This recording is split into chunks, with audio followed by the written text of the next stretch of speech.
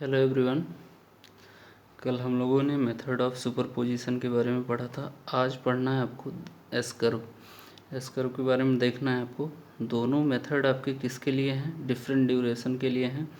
ये एप्लीकेबल कहाँ होते हैं? जहाँ यूनिट हाइड्रोग्राफ आपका क्या कहता है, यूनिट हाइड्रोग्राफ यही होता है आपका जब आपको बेस फ्लो का कंसिडरेशन नहीं करना हो, केवल आपको क्या करना हो, डीआरएच को निकालना हो, तो वहाँ आपका यूनिट हाइड्रोग्राफ होता है। डीआरएच का मतलब आपका डायरेक्ट रन ऑफ हाइड्रोग्राफ। अब क्या करना है इसमें ये करना है आपको एस कर्व फाइंड आउट करना है। एस कर्व के बारे में पढ़ना है। कल हम लोगों ने ये मेथड पढ़े थे, आज हमको एस कर्व देखेंगे हम लोग।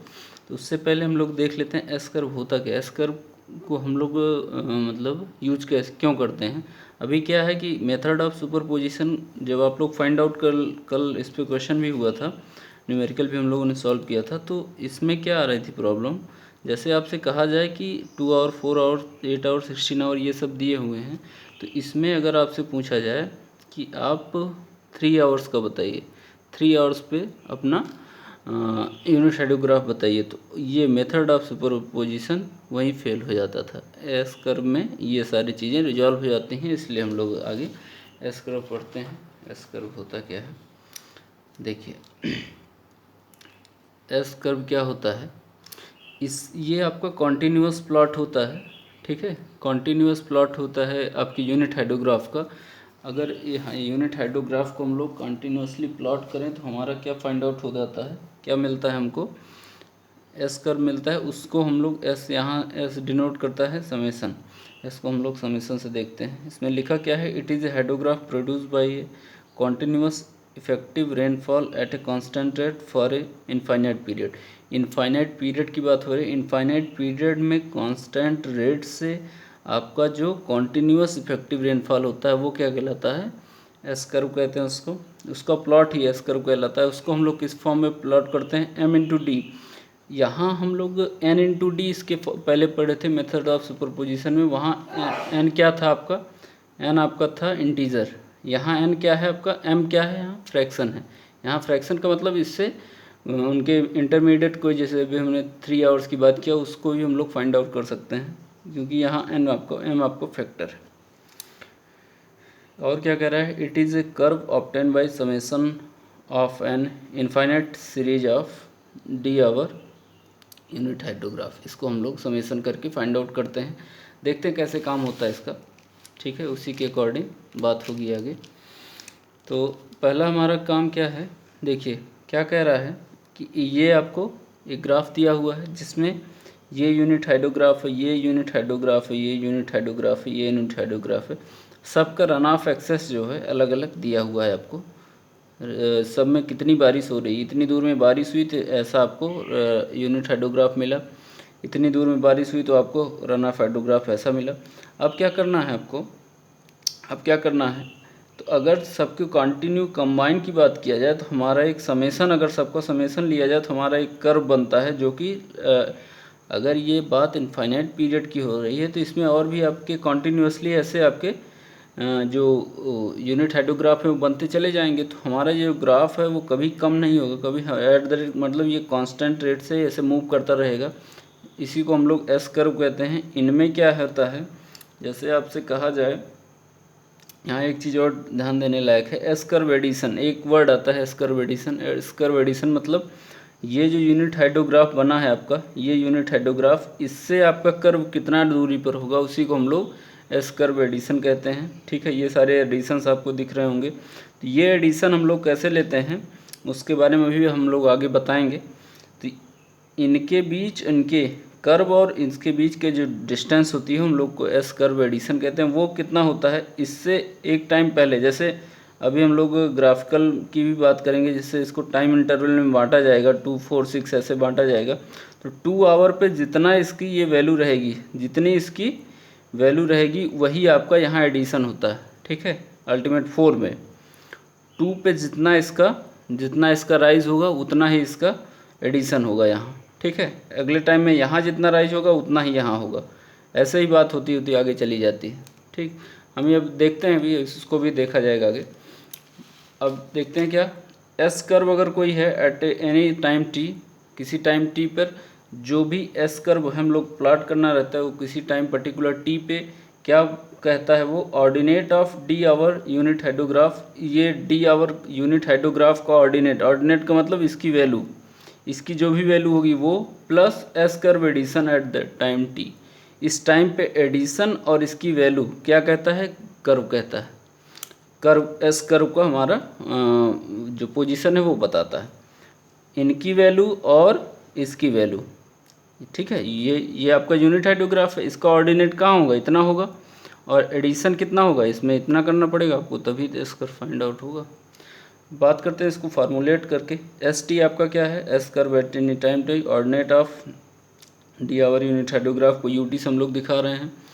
S T minus D, T minus D का मतलब अगर ये टाइम टी है, इस टाइम पर्टिकुलर टी पे निकाल रहे हैं तो टी माइनस डी, एक टर्म पहले जो इसका क्या होगा, जो इसका आपका ऑर्डिनेट होगा वही इसके एडिशन के बराबर होगा। तो यहाँ टी माइनस डी लिखा हुआ, बाकी सब में एक टाइम पहले की बात होगी यहाँ, ठीक है, एडिशन में।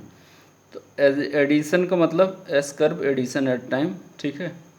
अगर आपका जो टाइम है, यहाँ टाइम और ड्यूरेशन दोनों चीज़ें अलग होती हैं, ठीक है। टाइम ड्यूरेशन का मतलब क्या होता है, ये जो चीज़ें दी गई हैं, इतने ड्यूरेशन में बारिश हो रही है, इतने ड्यूरेशन। टाइम का मतलब क्या होता है कि आप पर्टिकुलर किस टाइम पे स्टडी कर रहे हो, ठीक है। दोनों चीज़ें अलग अलग हैं। आगे क्या आता है, अगर टाइम आपका छोटा है या बराबर है डी से तो इनकी वैल्यू ज़ीरो होगी, किसकी, एडिशन की। जो आपका ये टर्म है वो आपका ज़ीरो हो जाएगा, कब, जब ये कंडीशन फुलफिल होगी तो, ठीक। ये सारी चीज़ें समझ में आ गई होंगी। आगे चलते हैं, सॉल्व करते हैं एक न्यूमेरिकल इस पर, उसके बाद बात होगी आगे, ठीक है। तो हमें एक न्यूमेरिकल सॉल्व करना है इस पर। देखिएगा न्यूमेरिकल क्या कहता है, determine the S curve for the 4 hour unit hydrograph given below. आपको 4 hour unit hydrograph find out करना है, और क्या करना है, इसमें एक टाइम दिया हुआ है, कितने निकालना है, 4 आवर पे निकालना है आपको। टाइम दिया हुआ है 4, 8, 12 ये दिया हुआ है। इसमें 4 आवर यूनिट हाइड्रोग्राफ की जो पोजीशन है वो सारी चीज़ें यहाँ दी गई हैं टेबुलर फॉर्म में। हम क्या करते हैं, इसको एज इट इज़ ऐसे दोनों रो में लिख लेते हैं, ठीक। ऐसे हमने इसको सिंपल लिख लिया है, इसमें कोई दिक्कत नहीं होगी शायद, ये लिख लिया गया है, ठीक है, दिख रहा होगा शायद, ठीक। अब क्या करना है आपको, अब क्या करना है, देखिए यहाँ इनको ऐसे लिख लिया। अब एस कर्व का मतलब क्या होता है, अभी हमने क्या पढ़ा, समेसन होता है। एस कर्व क्या होता है, ये obtain by summation of an infinite series. तो इसका समेसन करना आपको, सिंपल, कुछ नहीं करना है, केवल आपको समेसन करना है। अभी हमने स्केच ले लिया है, इससे क्या करना है आपको, समेसन करना है। समेसन में ये क्या होगा, ज़ीरो है, तो ये हमारा यहाँ पे समेसन ज़ीरो होगा इसका, ठीक है। और इस पर क्या है, इसका समेसन तो ज़ीरो हो गया।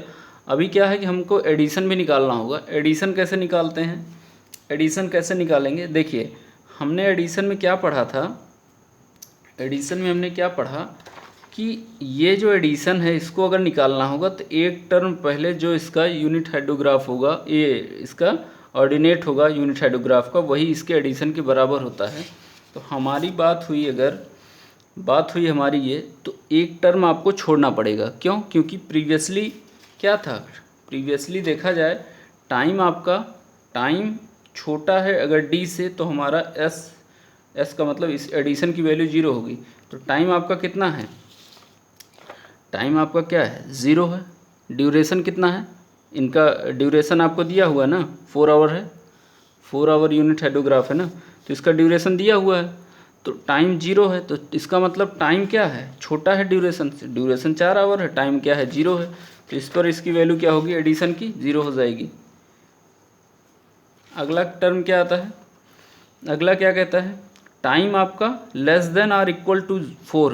टाइम आपका क्या है, अगला टाइम 4 है आपका, 4 is less than or equals to 4, duration भी 4 है, तो बराबर होगा तब भी आपको जीरो करना है, तो बराबर भी है तो इसलिए हमारा यहाँ जीरो हो गया, ठीक। अगले टाइम पे बात करते हैं, तो हम लोग को क्या करना है, यहाँ एडिशन करना है, ठीक है।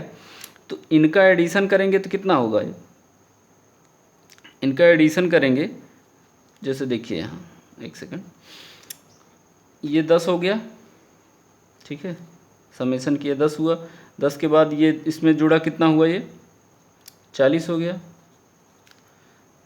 ठीक, 40 में से 25 जुड़ा, समेसन करते जाना आपको सिंपल, 40 में से 25 जुड़ा तो कितना हुआ 65 हुआ, ये कितना हुआ 18 और जोड़ दिए 65 में तो 83 हो गया, ये कितना हुआ 93 हुआ, फिर 98 हो गया, अगले में क्या हुआ 98, ये भी हुआ, ठीक है, ये इतना हो गया। अब क्या करना है, हमें बात हो रही है कि एक टर्म पहले की, एक टर्म पहले, यहाँ इस ग्राफ से शायद आप लोग देख पा रहे होंगे कि इस टाइम पे जितना एडिशन हो रहा है इस पे जितना आपका इसका ऑर्डिनेट होगा इनके बराबर होगा ये, या इन द सेंस ये कहें कि इनको और इनको ऐड किया जाए तो हमारा एस कर्व मिलता है। अभी क्या है कि हमको ये पता है, एस कर्व भी हमने फाइंड आउट कर लिया है, ये अगर निकालना हो तो आप इससे आसानी से माइनस करके आप कैसे भी फाइंड आउट कर सकते हो। जैसे देखिए हमारा ये जो टर्म थोड़ा क्रॉस मल्टीप्लाई में चलता है, तो ये यहाँ जो टर्म होगा उसको हमको यहाँ लिखना पड़ेगा, यहाँ जो टर्म होगा उसको हमको यहाँ लिखना पड़ेगा, ठीक है। इसको इसी तरह आप लोग कि बात यहाँ एक टर्म पहले की हो रही है, तो इसको हमने 10 को यहाँ क्या करेंगे 10 लिखेंगे, यहाँ क्या करेंगे 40, यहाँ 65, यहाँ 83, यहाँ 93, यहाँ 98, फिर यहाँ भी 98, ठीक है। इसी तरह एडिशन वाला कर्व इसी टाइप का ये बनेगा, ठीक। तो पहले हम लोग क्या करेंगे, इनका समेसन करेंगे, समेसन के बाद इनको एक टर्म छोड़ के इसी तरह हम लोगों का लिखा जाएगा एडिशन वाला, ठीक है। जैसे देख रहे होंगे आप लोग कि 30 और 10 कितना हुआ 40 हुआ, ठीक है, 25 और 40 कितना हुआ 65 हुआ। यही तो यहाँ बात हो रही थी, यहाँ बात यही तो हो रही थी, इनको और इनको ऐड किया जाए तभी ये कर्व बनेगा। अगर इस रेड कर्व की बात हो गई, इस कर्व पर पहुँचना है आपको तो इसको और इसको ऐड करना पड़ेगा। जैसे यहाँ के इस पॉइंट, इस एडिशन को और इसका यूनिट हाइड्रोग्राफ की जितनी वैल्यू, इन दोनों को ऐड करोगे तब ये फाइंड आउट होगा। तो हमारा हमारा किसी भी पॉइंट पे आप देखिए 10 प्लस 83 93 हो गया, ठीक है। इसी तरह से इसको हम लोगों ने फाइंड आउट किया। इसके बाद देखते हैं हमारा एक ग्राफ है। ग्राफ क्या कहता है, ग्राफ हमारा यही कहता है कि हम लोग अब इन दोनों वैल्यूज़ को पुट करेंगे, जो 4 आवर आपका यूनिट हाइड्रोग्राफ है और एस कर्व, दोनों को प्लॉट करेंगे। देखते हैं क्या इसमें प्रोसीजर है, क्या इसमें दिक्कत है, क्या हम लोग इसको कर पा रहे हैं या नहीं। देखिए